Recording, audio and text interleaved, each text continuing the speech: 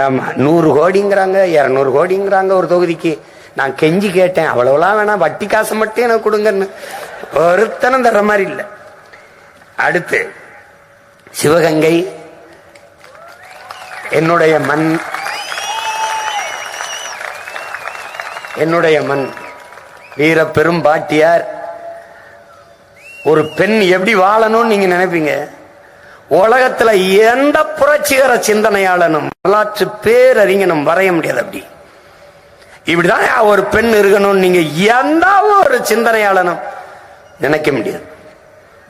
இந்த உலகம் ஒரு சீர்திருத்தவாதி, ஒரு புரட்சியாளன், ஒரு பெண் இப்படிதான் இருக்கணும் நீங்க எழுதினால் அந்த பெண் என் பாட்டி வேலுநாச்சியார் தான். புருஷன் செத்துட்டா தாலி எடுத்துட்டு வெள்ளப்படவை கட்டி தான் நீ பார்த்திருப்ப.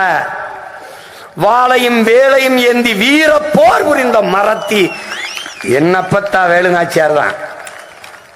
நல்லா கவனிச்சுக்கணும். அவளுடைய படை தளபதிகள், என் நிலத்தை ஆண்ட பெரும் மன்னர்கள் என்னுடைய பாட்டனார்கள், மருதிருவர்கள். எவனுக்கு ஐரோப்பிய ரத்தம் ஓடலையோ அவன் என்னோட வாடா என்று வீர முழக்கமிட்டு படை திரட்டி வெள்ளக்காரனை 8 நாள் சண்டையிட்ட சிவாஜி மராட்டிய மன்னன். வீர சிவாஜி என்றால் 8 மாதங்கள் சண்டையிட்ட என் பாட்டனுக்கு என்ன பேர் யோசிச்சு பாத்துக்க. அந்த மான மறவர்கள் நிறைந்த மண்ணிலே வேலுநாச்சியார் மருதிருவர்களின் பேத்தி என் தங்கை எழிலரசி அவர்களை நிறுத்துவதில் பெருமையும் மகிழ்ச்சியும் கொள்கிறேன்.